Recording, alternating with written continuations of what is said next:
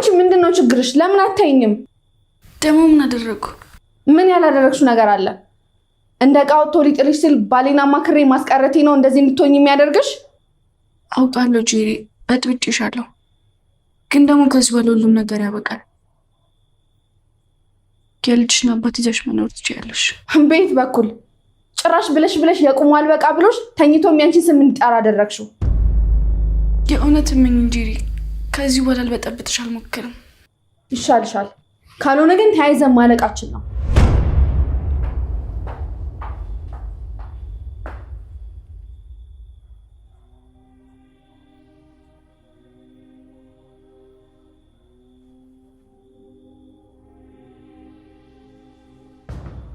እባክህ ማልቀሱ ለማንኛችንም አልጠቀመም። ይኸውልህ ለእህቴ ቀድመው የላኩላት እጅ አለ። ያ እጅ ደግሞ ያሮን ነው።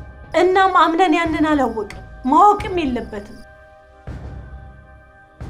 አዎ እናም አሮንና እህቴን ጥቃት ያደረሰባቸውን ሰው ፈልግና አሳውቅ።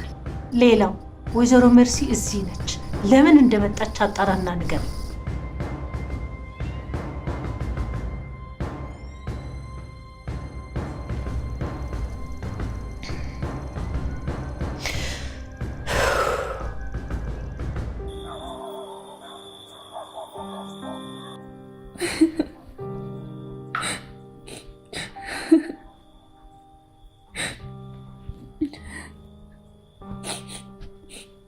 እባክሽ የኔ ልጅ ማልቀስሽን አቁሚ። በዚህ ሁኔታ ከቀጠላችሁ እኮ መጠፋፋታችሁ ነው። ጄሪ ልትረዳ ፈቃደኛ አይደለችም። አምናን ተኝቶ ያንቺን ስም ጠራ ብላን በድጋሚ መጣችሁ። ቆይ ግን ልጄ ስታስብ የጄሪን ልጅ አምነን ይቀበለዋል? አዎ እናቴ፣ ልጁ ሆኖ ያውም የዚህ ቤተሰብ ዘር። እሱማ የዋቷ አምነን ባለበት ሁኔታ ለማለት ነው እንጂ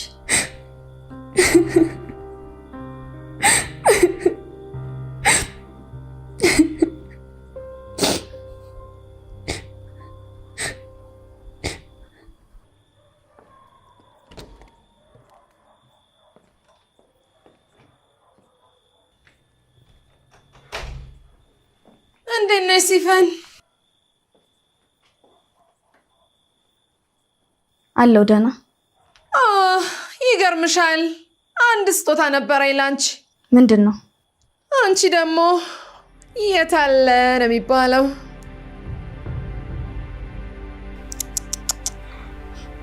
አታስታውሽኝ?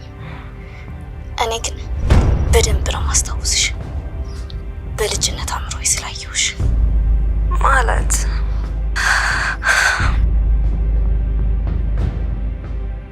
አዎ። ምን? ለምን መጣሽ? አንድ መልእክት ልካኝ ነበር። የምን መልእክት?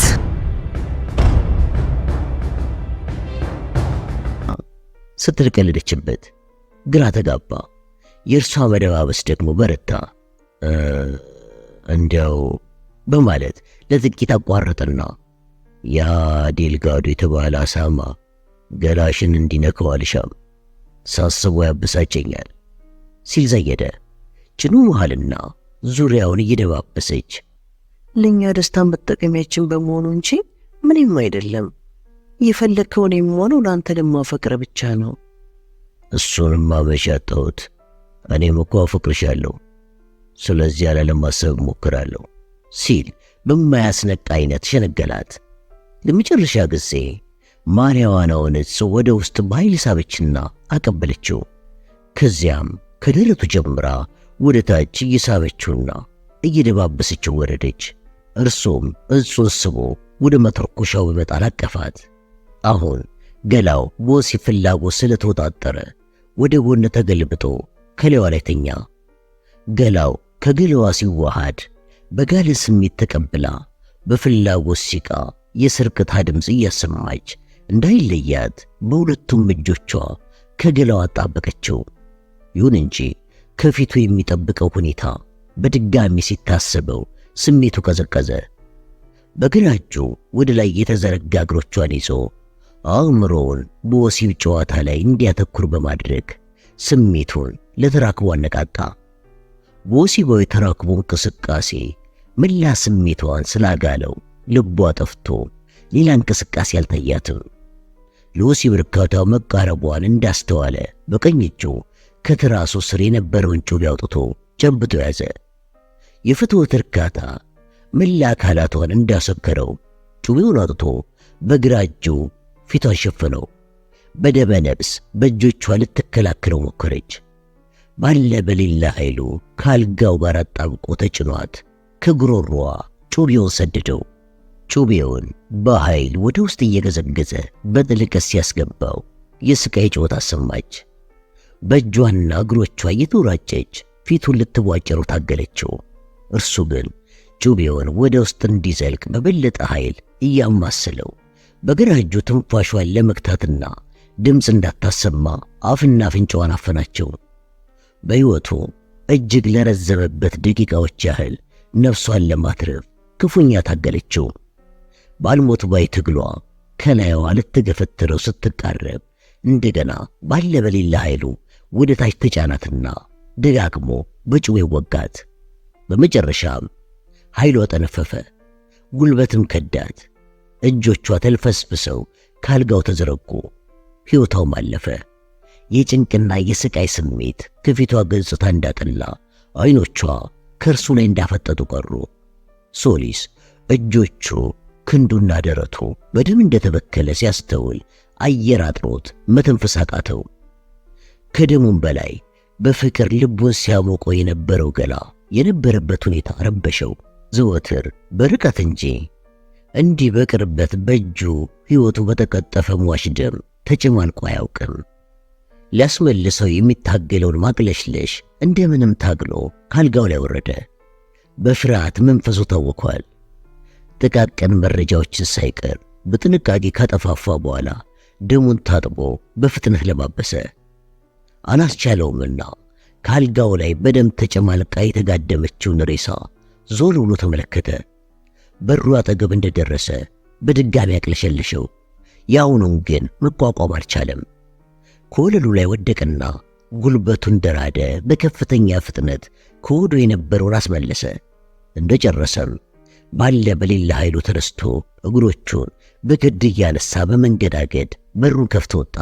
ከሆቴሉ ውጪ ያቆመው መኪና ውስጥ ገባ። መንቀሳቀስ እንደጀመረ በዚያው ቅስፈት ሌላ መኪና ሞተሩን አስነሳ። አንድ ሰው ከመኪናው ወርዶ ወደ ሆቴል ውስጥ ገባ። ከዚያም መኪናው እርሱ በሄደበት አቅጣጫ ተከተለው።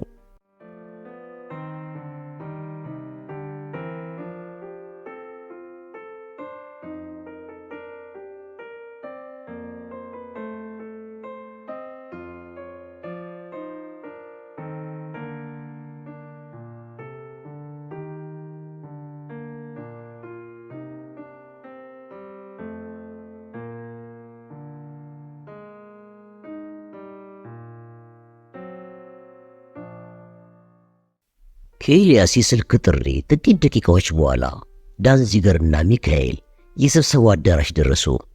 ጥሪው ለአስቸኳይ ጫን ያለ ጉዳይ እንደሆነ የኤልያስ ገጽታ ይመሰክራል። ምን ተፈጠረ? ምንድነው? ሲል ዳንዚገር እየተጣደፈ ጠየቀ። ቴሬሳ ኮማሪና ተገደለች አለ ኤልያስ። በሶሊስ? ሲል ሚካኤል ጠየቀ። ኤልያስ በወንታ ከ20 ደቂቃ ያልፍም ክፍል ውስጥ በነበረ ሚስጥራዊ የድምፅ መጥለፊያ ሁሉንም ነገሮች ተከታትለናል። እጅ ሲል ዳንዚገር ተናደደ። ለመሆኑ እርሱ አሁን የት አለ? ሲል ሚካኤል ጠየቀ። በአይነ ቁራኛ እያስጠበቅነው ነው። በቀጥታ ወደ መኖሪያ አፓርታማው ተመልሷል። ከመኖሪያው ብዙም ይቆያል ብዬ አልገምትም። በቁጥጥር ስር እናውለዋለን? ሚካኤል ነበር። አንይዘውም ሲል ኤልያስ ጭንቅላቱን ነቀነቀ። ወደሚፈልግበት ይሄድ ዘንድ እንተወዋለን። ምናልባት ከሚገናኘው ሰው ይመራን ዘንድ እንከታተለዋለን። መቼስ ለአንድ ሰው ማሳወቁ አይቀርም። በለስ ከቀናን በግንባር ይሆናል የሚገናኙት። የሚገናኘውን ሰው ካወቅን ዱካውን እንከተላለን። በግንባር ከሆነ የሚገናኙት የሚገናኘው ሰው በእርግጠኝነት ይገድለዋል አለ ዳንዚገር። ልክ ነህ። ቢያንስ ሊገድሉት ይሞክራሉ። እኛ የምንፈልገው ግን የበላይ አካሉን እኮ ነው። ለማንኛውም ከእርሱ የምንፈልገው ያንኑ ነው። ብንይዘው ምን ያህል መረጃ እንዳገኙ ልናውቅ እንችል ይሆናል ሲል ሚካኤል አስተያየቱን ሰነዘረ። ምናልባት አዎ፣ በዚያው አንጻር ግን የበላይ ተገናኙ ሰው እንደሚያመልጠን እርግጠኛ ነኝ።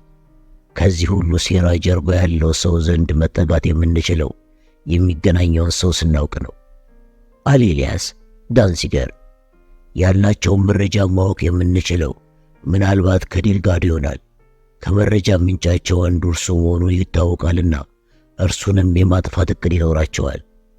ኤልያስም ቀጠልና አደጋ እንዳይደርስበት ከዚህ ከኛ ዘንድ ይጠበቅ ዘንድ የሚያመጣው ኃይል አሰማርቻለሁ። ማይክ፣ በአንተ በኩል ሁኔታዎችን ለማቀናበር ምን ያህል ጊዜ ይወስድብሃል? ሚካኤል ለጥቂት ጊዜ ካሰበ በኋላ እንዲህ መለሰ። 2 ቀናት ይበቃኛል።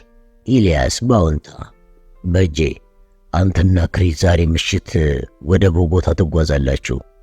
አስፈላጊው ትጥቅ ነገ ጠዋት ረፋዱ ላይ ይደርስላችኋል። ዝግጅታችሁ እንዳጠናቀቃችሁ ትነሳላችሁ። ዝርዝር ሁኔታዎችን በስፋት ተዘጋጅተህበታል እንዴ? የዕፅ መቀመሚያ ቤተ ሙከራው የሚገኝበትን ቦታ በቅድሚያ ማጤን ይገባኛል። እናም እስካሁን ሙሉ ለሙሉ አልተዘጋጀውም። በክሪስ በኩል መረጃዎች እልክልሃለሁ ሲል መለሰ። እንግዲያው መልካም፣ አንተና ክሪስ ተንቀሳቀሱ። እኔና ቶም ደግሞ የበላይ ተገናኝ አካሉን በተመለከተ የሚቻለንን ሁሉ እንጥራለን። ለየት ያለ እርምጃ ለመውሰድ የምናደርገው እንቅስቃሴ ሲኖር እናሳውቃችኋለን። ማይክ፣ ተጠንቀቅ። ካንቱ ጋር የዋዛ ፈተና አይጠብቅህም። የካንቱ አይነት የዕፅ ንግድ ቱጃሮች በሚያመዛዝን ቅን አእምሮ እየተመሩ ያሉበት ከፍተኛ ደረጃ እንዳልደረሱ ታውቃለህ አይደል? ሚካኤልም በአዎንታ ይገባናል። ከዚህ ሌላ ግን ምንም አማራጭ የለንም። ምንም ይሁን ምን ሁኔታዎች በፍጥነት ትክክለኛ አቅጣጫ እየያዙ እንደሆነ ይሰማኛል።